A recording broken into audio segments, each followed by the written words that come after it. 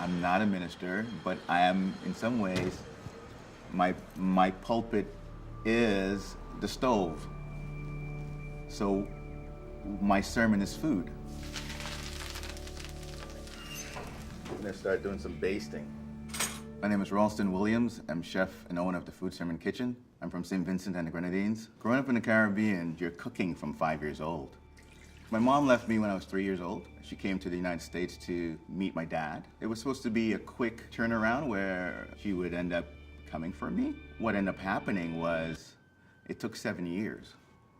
It was pretty tough for me when I first came here. I really wanted to go back home. Cooking helped me to adjust a lot. I would cut school and go home and cook. I really had to learn a lot of things on my own. So I'm gonna do a little bit of mushrooms as well. We cook some really good mushrooms here. I've always had this calling of some sort to do something in ministry. I studied to be a minister for a while, but there's this thing inside me that still wasn't fulfilled. Maybe I'm called to ministry, but maybe I'm not called to be a pastor. So eventually I moved back to New York, and that's when I started gaining traction.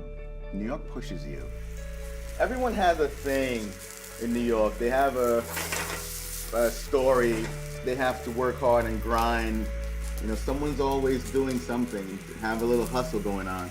So I just started cooking. The type of food I cook is inspired by the Caribbean, I would say. It's not traditional by any means. It's really an amalgamation of my experience in the Caribbean as well as my experience with food here in the States. Instead of preaching the word, I'm preaching food. Everyone has a sermon. The message that you give to others, that's your sermon. It could be good, bad, in between. And so you have to ask yourself, what is your message and what is your purpose? I looked up at this space and I saw it was for rent. It looked like hell. But for some reason in my gut, I just felt that it should be there.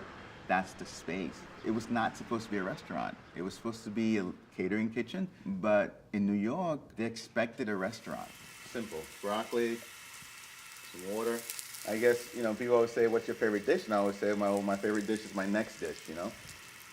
I needed to make a website. I have no idea what to do when it comes to making a website. I heard about Squarespace, and it's easy to set up. You can tailor it to your needs. With Squarespace, if you have an idea today, you can be up and running like by tomorrow. This one I'll do just a little veggies here.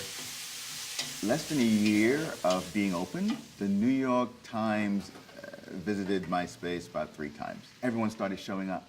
In New York, that's what happens. That's good. I started to watch basketball on Sundays. That became a big deal for us, especially when the Bulls were playing the Knicks. We always did things the hard way. John Starks and Xavier McDaniel. They were gritty.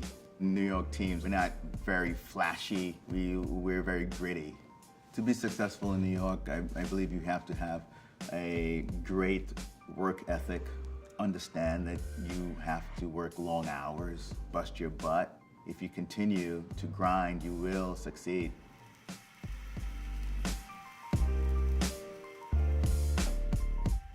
I mean, for a long time, I've always felt the hopes and dreams that were expected of me. I felt like I screwed it all up. And here I am, being able to redeem myself. It has become my saving grace.